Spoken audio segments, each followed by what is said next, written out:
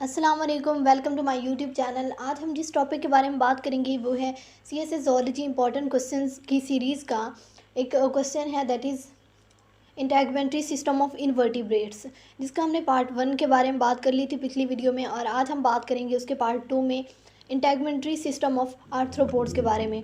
और ये एक बहुत ही कम्प्लेक्स है, बहुत इसमें डिफरेंट स्टेप्स आएंगे। लाइक पहले हम उसके इंटेग्मेंट्री सिस्टम किन चीज़ों से बना है, उसकी फर्दर लेयर्स वगैरह के बारे में बात करेंगे। उसके अलावा इसमें एक प्रोसेस होता है that is called the moulting, और एक और प्रोसेस है दैट इज़ स्क्लेरोटाइजेशन। तो हम डिटेल में आज इसी डिटेल में आज इसी पे ही बात करेंगे। So let's start the video. और वीडियो स्टार्ट करने से पहले अगर आपने अभी तक मेरा चैनल सब्सक्राइब नहीं किया तो प्लीज़ पहले उसको सब्सक्राइब करें और इसको शेयर करें। अगर वीडियो अच्छी लगे तो लाइक कर दें और कमेंट कर दें। Thank you so much. So let's start the video. Arthropods का जो इंटेग्मेंट्री सिस्टम है वो कंसिस्ट करता है एक्सोस्केलेटन के ऊपर। Exoskeleton basically external jointed skeleton होता है, जो कि इनकी body outside the body present होता है, that is external to their body. इसके फर्दर कुछ फंक्शंस होते हैं, और बेसिकली ये एक्सोस्केलेटन ही है जिसकी वजह से जो आर्थ्रोपोड्स हैं इन्होंने ये एक सक्सेसिव लाइफ गुजारे हैं ऑन द अर्थ। उसके बाद इसके कुछ फंक्शंस हैं, ये इन्हें सपोर्ट प्रोवाइड करता है। उसके अलावा प्रोटेक्शन प्रोवाइड करता है different micro organism, parasites, insects वगैरह से। उसके अलावा ये इनके वाटर लॉस को इनकी बॉडी से प्रिवेंट करता है, वाटर लॉस को। उसके अलावा ये muscle attachment different sites provide करता है ताकि वहाँ पे मसल्स जो है वो अटैच हो सकें, और फर्दर ये मूवमेंट में हेल्प करता है। ये एक्सोस्केलेटन जो है इनकी पूरी बॉडी को इसने कवर किया होता है। और ये अब वो क्वेश्चन अराइजेस कि ये बनता कैसे है या किन चीज़ों से बनता है। तो इसको ये एक नॉन लिविंग स्ट्रक्चर है, जो बेसिकली जो एपिडर्मस होती है, एपिडर्मल सेल्स जो हैं वो इसको सिक्रीट करते हैं। ये एपिडर्मल सेल्स हैं जिनको हाइपोडर्मस भी कहा जाता है। उसके बाद ये जो स्ट्रक्चर है इसके फर्दर डिफरेंट स्ट्रक्चर्स हैं, मतलब जो इनका एक्सोस्केलेटन है वो डिफरेंट स्ट्रक्चर से बना है, डिफरेंट लेयर से। Epicuticle, procuticle, epidermis and basement membrane. जो ये एपिक्यूटिकल एंड प्रोक्यूटिकल है they are secreted by epidermis, और epidermis lies on the basement membrane. So हम फर्दर इन डिफरेंट फर्दर जो है इन पे वन बाय वन बात करते हैं। सबसे पहले एपिडर्मिस के बारे में बात करते हैं। एपिडर्मिस क्या है कि ये एक सेक्रेटरी टिश्यू है जो कि बेसिकली एपिडर्मल सेल्स पे कंसिस्ट करता है। ये डिफरेंट एपिडर्मल सेल्स हैं, इन पे ये कंसिस्ट करता है, और ये जो है ये सेक्रेट करता है एपिक्यूटिकल और प्रोक्यूटिकल को, ये सेक्रेट करता है, और ये जो है इन दोनों को सेक्रेट करता है। उसके बाद अब बात करते हैं बेसमेंट मेम्ब्रेन की। Basement membrane basically sportive bilayer membrane है जो कि म्यूकोपॉलीसेकेराइड्स और कोलेजन फाइबर्स की बनी होती है। अब इसका काम क्या होता है कि ये प्रेजेंट होती है just below the it is present just below the epidermis, और ये एपिडर्मस के लिए एक बैग के तौर पे काम करती है जो कि इसके सपोर्ट करती है। उसके अलावा ये जो है ये क्योंकि इंटरनल साइड पे प्रेजेंट होती है, और ये आगे जो है ये इंसेक्ट की इसके साथ कैविटी होती है, हीमोसील। अब ये क्या करती है कि इसका काम क्या है कि ये एपिडर्मस को हीमोसील के साथ कांटेक्ट में नहीं आने देती, मतलब वहाँ तक हीमोसील के अंदर उसको नहीं पहुँचने देती। तो ये दरम्यान में एक बैरियर के तौर पे काम करती है। अब फर्दर बात करते हैं, अब बात करते हैं बेसमेंट मेम्ब्रेन के बाद अब बात करते हैं प्रोक्यूटिकल के बारे में। प्रोक्यूटिकल बेसिकली क्योंकि ये इसको एपिडर्मस ही सिक्रीट करती है, तो ये ऊपर यहीं पे प्रेजेंट होती है जस्ट अबव द एपिडर्मस, उसी के ऊपर प्रेजेंट होती है। इसके फर्दर टू पार्ट्स होते हैं, एक होता है एक्सोक्यूटिकल और एक होती है एंडोक्यूटिकल। अच्छा, ये प्रोक्यूटिकल अब बनी किसकी होती है? ये बनी होती है काइटिन की बनी होती है। उसके साथ साथ फर्दर इसके साथ प्रोटीन्स डिफरेंट प्रेजेंट होती हैं, तो इनकी ये बनी होती हैं। उसके अलावा ये बनी जैसे कि ये काइटिन और प्रोटीन्स की बनी होती है, और इसके अलावा इसके फर्दर दो पार्ट्स होते हैं, एक है एक्सोक्यूटिकल और एक है एंडोक्यूटिकल। एक्सो विच इज़ ये जो है ये बिल्कुल एपिक्यूटिकल से नीचे जो पार्ट है ये सारा दैट इज़ एक्सोक्यूटिकल। एक्सोक्यूटिकल जो है ये हार्ड पार्ट है क्योंकि ये आउटसाइड द इन्वायरमेंट को फेस कर रहा होता है इसीलिए, और एंडोक्यूटिकल जो है ये सॉफ्ट पार्ट होता है। एपिक्यूटिकल के बारे में, ठीक है, विच इज़ प्रेजेंट जो कि इन्वायरमेंट को बिल्कुल फेस कर रही होती है वो है एपिक्यूटिकल।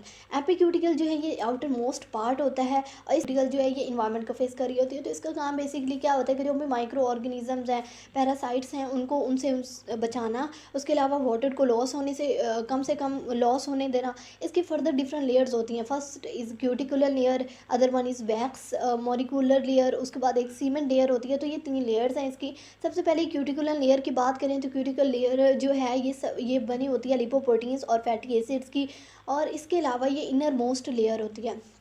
फॉर एग्जाम्पल दिस ये जो है ये हमारे पास क्यूटिकुलर लेयर है, ठीक है। अब हम एपिडर्मिस के बारे में बात करते हैं, तो ये हमारी एक हमने बात की, ये फॉर एग्जांपल हमारे पास क्यूटिकुलर लेयर है सबसे अंदर की तरफ। उसके बाद जो है वो हमारी आ जाती है अगली, उसके बाद जो है वो अगली है वैक्स की लेयर। तो इसके बाद जो ऊपर की तरफ आती है दैट इज़ वैक्स की लेयर। उसके बाद जो सबसे जो है बाहर की तरफ आती है वो होती है, वो हमारे पास होती है दूसरी सीमेंट लेयर। तो इस तरह वो ये तीनों लेयर्स प्रेजेंट होती हैं। एक जो अच्छा वैक्स मॉलिक्यूल की जो लेयर होती है ये water movement of water into and out of the insect body उसको रोकती है, मतलब वाटर की मूवमेंट को उसको प्रोटेक्ट करती है कि बाहर से वाटर ना आए और अंदर से बाहर की तरफ भी ना जाए, वाटर को लॉस होने से बचाती है। उसके अलावा जो इसके सीमेंट लेयर सबसे ऊपर होती है तो ये एब्रेशन और वैक्स को कवर करती है। उसके अलावा एब्रेशन से डेसिकेशन है, एब्रेशन है, तो इन चीज़ों से बचाती है। उसके अलावा इनके पास फर्दर कुछ ग्लैंड्स होते हैं, they are called the exocrine glands.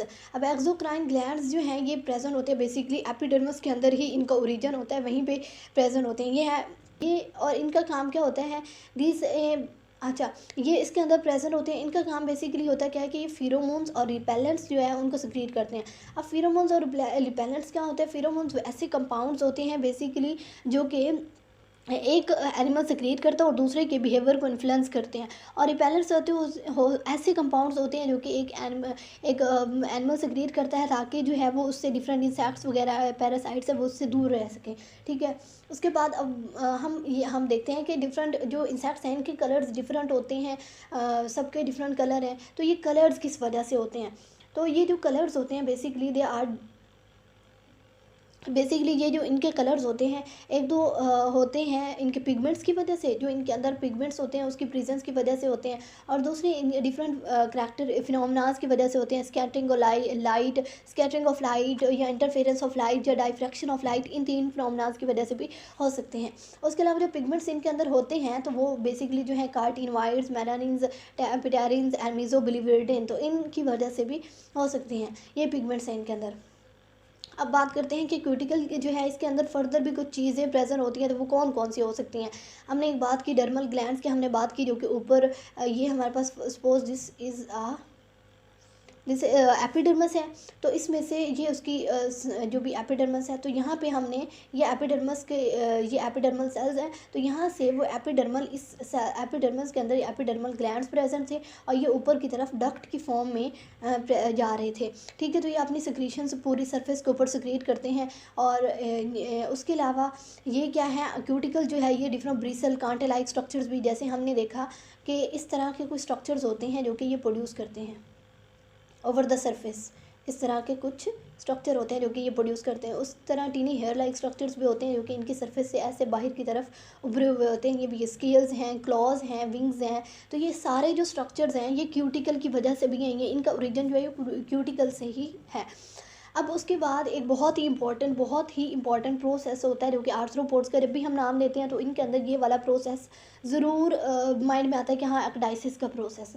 अब एक्डाइसिस ऑफ शेडिंग और moulting of exoskeleton, old exoskeleton, मतलब अब एनिमल्स के एक्डाइसिस में ना, अच्छा इनके एक्सोस्केलेटन में ना एक प्रॉब्लम होती है कि जब ये एक्सोस्केलेटन के अंदर होते हैं तो ये ग्रो नहीं कर सकते, अपनी इनकी फर्दर ग्रोथ नहीं हो सकती, इसीलिए इन्हें अपना ओल्ड एक्सोस्केलेटन उतारना पड़ता है और फिर उसमें से जब वो उतर जाता है इनकी ग्रोथ होती है तो ये फिर बाद में न्यू एक्सोस्केलेटन जो है वो ऊपर अपने ऊपर ले लेते हैं, ठीक है। तो इन्हें तो ये हमने इनकी ग्रोथ उस वक्त कम हो जाती है। तो बेसिकली ये क्या है कि ये अपनी ग्रोथ के लिए अपना जो पुराना एक्सोस्केलेटन है उसको उतार के न्यू डेवलप करते हैं, तो इसको एक्डाइसिस और मोल्टिंग कहते हैं। इसमें डिफरेंट स्टेप्स आ जाते हैं, 3 स्टेप्स हैं, pro ecdysis, ecdysis proper and post ecdysis. सबसे पहले प्रो एक्डाइसिस की बात करें तो मतलब एक्डाइसिस से पहले जो प्रोसेस होते हैं वो कौन से होते हैं। सबसे पहले ये क्योंकि प्रीपरेटिव स्टेज है तो इसमें एनिमल्स की बॉडी जो है वो अपनी नॉर्मल जो भी एक्टिविटीज़ कर रही होती है तो वो रोक देती है और उसके बाद वो क्या करती है कि एक अपने लिए एक सूटेबल शेल्टर तलाश करती है और वहाँ पे वो रहना स्टार्ट कर देती है। फिर इसमें क्या होता है कि इसमें क्या होता है कि इसके जो formation of new epidermal glands, इसमें न्यू एपिडर्मल ग्लैंड्स बनना स्टार्ट हो जाती हैं, जो कि बेसिकली बाद में एक्सोस्केलेटन को सिक्रीट करेंगे।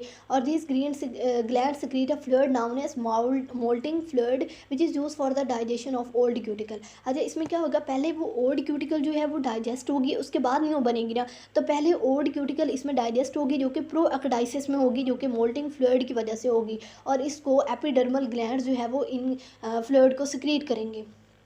ओके, अब नेक्स्ट है दैट इज़ एक्डाइसिस प्रॉपर। ये दो फेजेस के अंदर होती है, एक होती है पैसिव फेज और दूसरी होती है एक्टिव फेज। पैसिव फेज क्या होती है कि इस ओल्ड क्यूटिकल जो थी इसमें स्प्लिट हो जाएगी, ओल्ड क्यूटिकल स्प्लिट, मतलब ये जो है एपिडर्मस थी ना, ये तो ऐसे रहेगी, और ये ऊपर से इसका फॉर एग्जांपल ऊपर वाला पार्ट है एपिक्यूटिकल प्रो क्यूटिकल, तो ये एपिडर्मस से स्प्लिट अलहदा हो जाएगी। अलहदा होने और ये बेसिकली स्प्लिट किसकी वजह से होती है, ये पिटाइलिनियम कुछ स्ट्रक्चर्स होते हैं एनिमल के हेड रीजन के अंदर, मतलब जो डिफरेंट एनिमल इंसेक्ट्स होते हैं उनके हेड रीजन पे एक स्ट्रक्चर होता है। अब ये भी कह सकते हैं कि सुई की तरह का स्ट्रक्चर, क्योंकि ये जब उसमें मतलब उसमें लगाते हैं वहाँ पे, तो वो ना उनकी जो होती है ओल्ड क्यूटिकल वो स्प्लिट हो जाती है, अलहदा हो जाती है।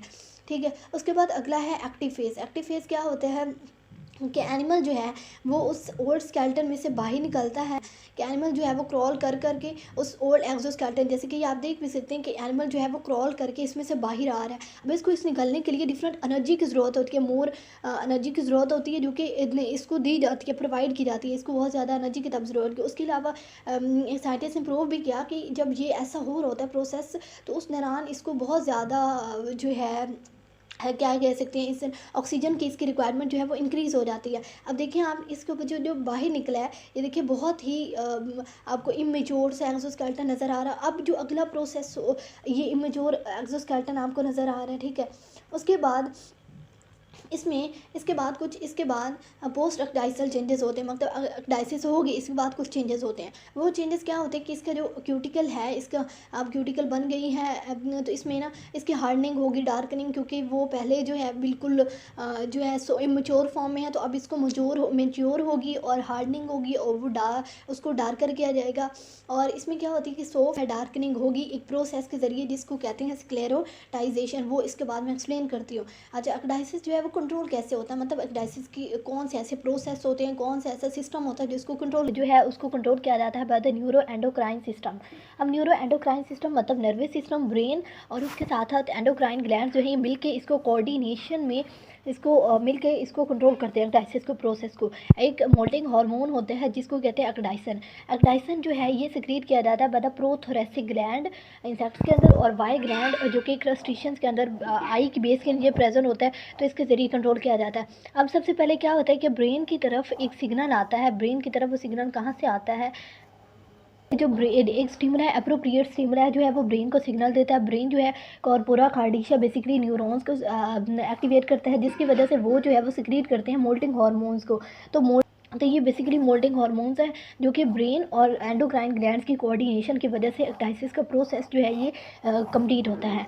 ठीक है, उसके बाद हम एक और प्रोसेस की बात करनी थी, that is called the sclerotisation. तो उसकी बात करते हैं। स्क्लेरोटाइजेशन क्या होती है कि बेसिकली इसमें जो होती है जो इमेच्योर स्केलेटन होता है, एक्सोस्केलेटन इमेच्योर होता है, जैसे आपने देखा कि वो उसमें जैसे वो निकलता है एक्सोस्केलेटन में से, ओल्ड एक्सोस्केलेटन में से निकलता है, तो उसका जब इंसेक्ट जो होता है वो उस वक्त बहुत ही इमेच्योर होता है, और उस वक्त वो वल्नरेबल होता है डिफरेंट पैरासाइट्स के लिए, इंसेक्ट्स के लिए, प्रीडेटर के लिए, जैसे कि वो खुद को छुपा लेता है कुछ अरसे तक जब तक उसकी स्क्लेरोटाइजेशन नहीं हो जाती, क्योंकि उसमें एक जो है डिफरेंट ऑर्गेनिज्म जो है, इंसेक्ट्स हैं या पैरासाइट्स हैं, उस पर अटैक कर सकते हैं प्रीडेटर्स, तो इसीलिए वो कुछ अरसे के लिए छुप जाता है। और स्क्लेरोटाइजेशन उसकी होती है। तो ये क्या होती है स्क्लेरोटाइजेशन? बेसिकली एक ऐसा केमिकल प्रोसेस है जिसमें जो है ये हर मोल्ट के बाद होता है, मतलब जैसे मोल्टिंग होती है उसके बाद होता है, जिसमें डिफरेंट जो प्रोटीन्स होती हैं वो आपस में लिंक होकर एक रिजिड प्लेट लाइक स्ट्रक्चर बनाती हैं, जो कि बेसिकली हार्डनिंग और डार्कनिंग ऑफ एक्सोस्केलेटन के लिए रिस्पॉन्सिबल होता है। इसमें हार्डनिंग या डार्कनिंग ऑफ एक्सोस्केलेटन होती है।